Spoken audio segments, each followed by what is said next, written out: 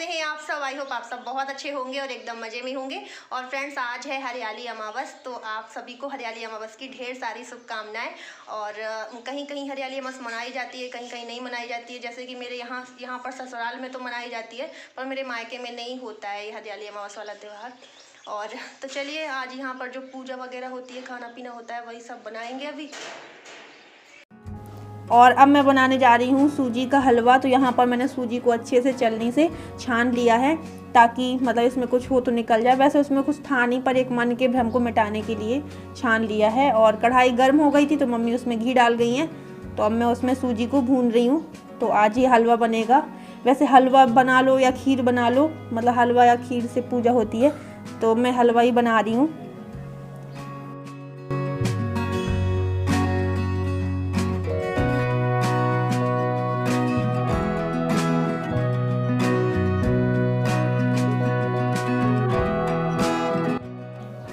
और यहाँ पर नानी जी गेट के बाहर दीवार में दोनों साइड गोबर से ये बना रही हैं, जिनकी ये पूजा की जाएगी आज। मतलब इन्हीं को हलवा पूड़ी खिलाते हैं, या खीर पूड़ी हलवा पूड़ी से पूजा की जाती है, तो वही बना रही हैं नानी जी।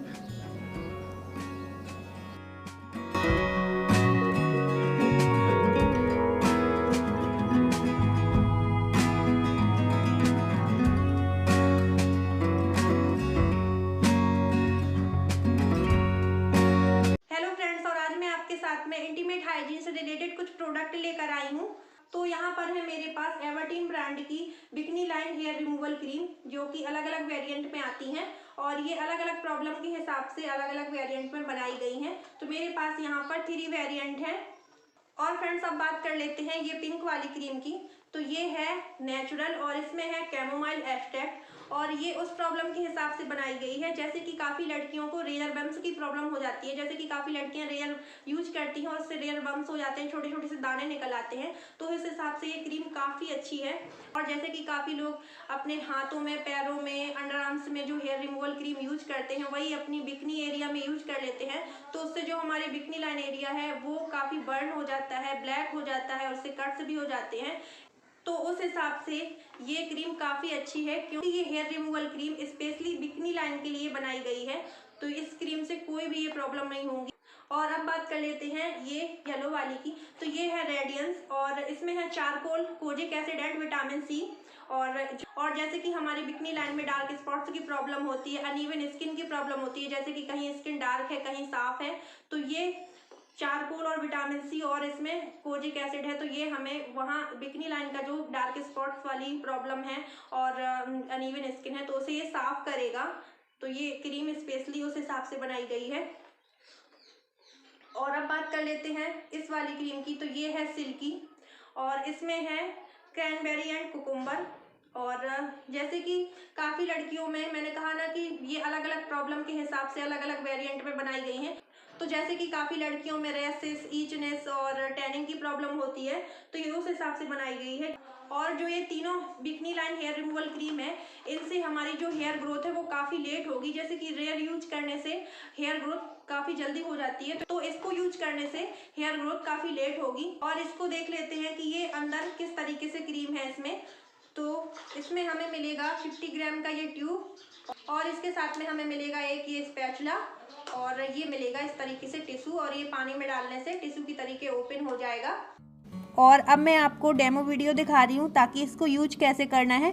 तो यहाँ पर मैंने ली है नेचुरल की bikini line hair removal cream, और इसको इस तरीके से ओपन करने में ये सील लगी हुई है, तो मैं इसको निकाल दे रही हूँ। और उसके बाद में स्पैचुला में मैंने इस तरीके से क्रीम लगा ली है, और स्पैचुला की हेल्प से मैंने अपने हैंड में यहाँ पर क्रीम की इस तरीके से कोटिंग टाइप की क्रिएट किए दे रही हूँ। और इस क्रीम को मैं हाथ में 5 मिनट तक लगा रहने दूंगी। और ये टिश्यू को मैंने पानी में डाल दिया है, तो ये टिश्यू के फॉर्म में ओपन हो गया है।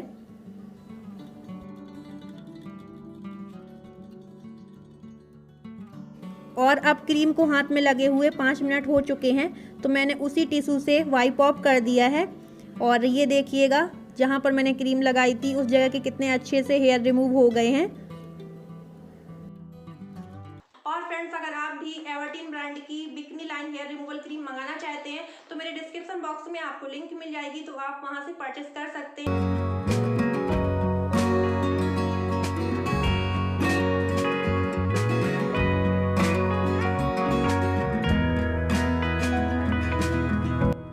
और रात में बारिश हुई थी, अभी सुबह तो हुई नहीं है, पर बिल्कुल पानी जैसा मौसम हो गया है क्योंकि एकदम घने बादल छा गए हैं। तो यहाँ पर हम लोग बना रहे हैं पूड़ियाँ और मम्मी जी कह रही हैं जल्दी ही बना लो खाना, एकदम से पानी ना आ जाए कहीं से, क्योंकि पानी आने का मौसम हो चुका है। और रात में तो हुई भी थी बारिश, पर अभी सुबह से नहीं हुई है। तो शुक्र है खाना बन जाए, उसके बाद में फिर होती रहे। और वैसे तो अंदर गैस में बना लेते, पर मम्मी कह रही आराम से चूल्हे में, यहाँ ज़्यादा गर्मी भी नहीं लगेगी और बन भी जाएगा आंगन में, तो इस वजह से यहीं बना रहे हैं।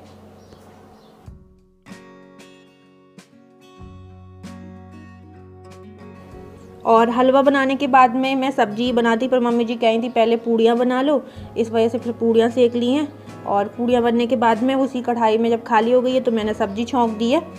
और अब आ गई हूँ मैं, जो नानी जी ने बनाए हैं उनका पूजन करने के लिए। तो यहाँ पर मैंने उनको हल्दी चावल लगा दिया है और हल्दी चावल लगाने के बाद में अब इनको मैं हलवा पूड़ी खिलाऊँगी।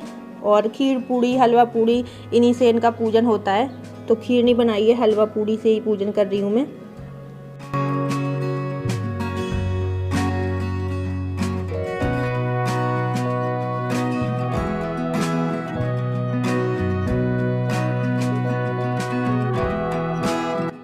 और जैसे ही सब्जी मैं कढ़ाई से खाली करके कटोरे में रख रही थी कि बारिश शुरू हो गई थी, तो जल्दी से मैंने चूल्हे को परात से ढक दिया है।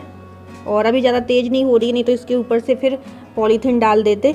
और यहाँ पर इन लोगों का चल रहा है खाना, नानी जी और ये खा रहे हैं खाना, पापा जी खाकर चले गए हैं और अब ये लोग खा रहे हैं।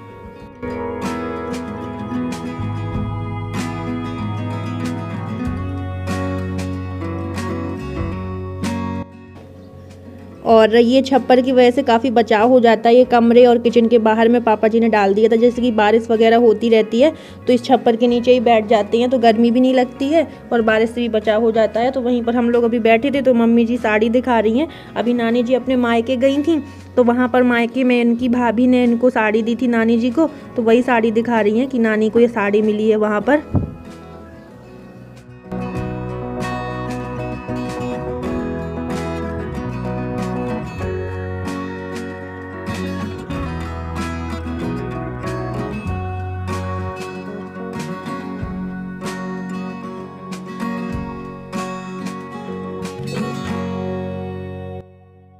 और अब बज चुके हैं शाम के 4 और यहाँ पर पापा जी आ गए हैं भैंसों को लेकर। और जो हम लोगों की भैंसें हैं उनके साथ में और भी भैंसें आ जाती हैं संग साथी बन के, तो वो भी चली गई अपने घर। और यहाँ पर मम्मी जी भैंसों को बांध रही हैं और ये आई हैं घास खाकर, यानी कि जंगल में अब तो काफ़ी घास हो गई है बारिश की वजह से, तो बस वहीं पर साथ में जाना पड़ता है ताकि भैंस यहाँ वहाँ ना चली जाए, तो पापा जी साथ में ही जाते हैं।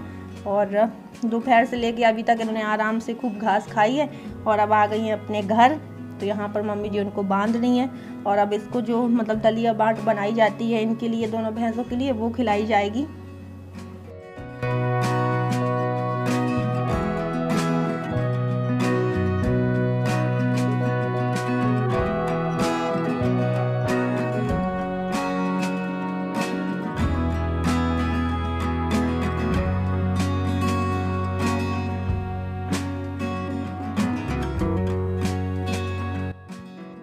और यहाँ पर मम्मी निकाल रही हैं बाँट, जो भर भगोना बनाया जाता है, तो आधा आधा कर रही हैं ताकि आधा एक भैंस खा लेगी, आधा एक भैंस खा लेगी, तो दोनों को बराबर हिस्सा कर दिया है। तो ये अब खा रही हैं बाँट। और अभी इनकी सानी नहीं होगी, सुबह ही सानी खिलाई जाती है क्योंकि अभी ये खूब पेट भर करके घास खाकर आई हैं जंगल से, इस वजह से इनको सानी अभी नहीं खिलाई है।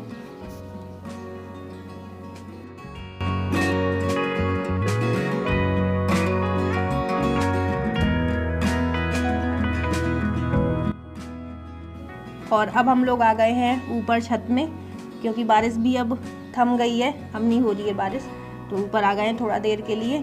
और मौसम भी काफ़ी अच्छा है, तो मैं, नानी जी, मम्मी सब लोग ऊपर आकर बैठ गए हैं।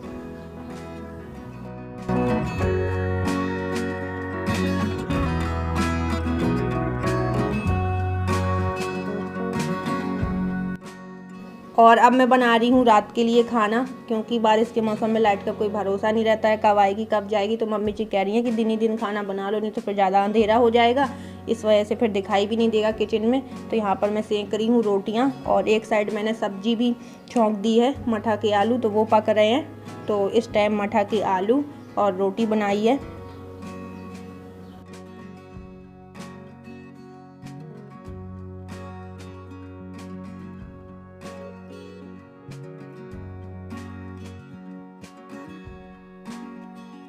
और ये देखिएगा टोनी इस वाले घर में भी आ गया है। ये दोनों घर कवर किए रहता है, उस वाले घर में भी रहता है और इस वाले घर में भी आ गया है। इनके पीछे पीछे ये आए हैं अभी, तो इनके पीछे ही चला आया है और कीचड़ में पूरे पैर भिड़ाए रहता है क्योंकि बारिश का मौसम चल रहा है। तो ये लोग तो जूते चप्पल पहनते नहीं हैं, तो पूरे पैर भिड़े हैं। और रोटी डाल दी है तो रोटी सूंघ भी नहीं रहा है, और पूड़ी डाल दी है तो पूड़ी खा रहा है क्योंकि ये रोटी बहुत कम खाता है। पूड़ी पराठे ज़्यादा मतलब मन से खाया करता है, तो रोटी इसने सूंघी भी नहीं है।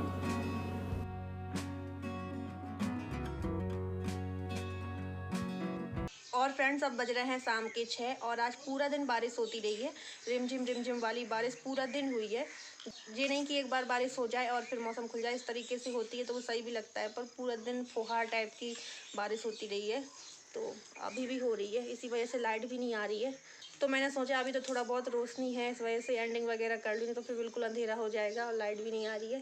तो चलिए फ्रेंड्स, आज का ब्लॉग यहीं पर करते हैं एंड। मिलते हैं अगले नेक्स्ट ब्लॉग के साथ में। और हाँ, अगर आज का ब्लॉग पसंद आया हो तो लाइक ज़रूर कर दीजिएगा, और जो न्यू हो वो सब्सक्राइब कर लें ताकि हमारे न्यू ब्लॉग आप तक यूँ ही पहुँचते रहें। तो चलिए friends, bye bye, love you all, take care.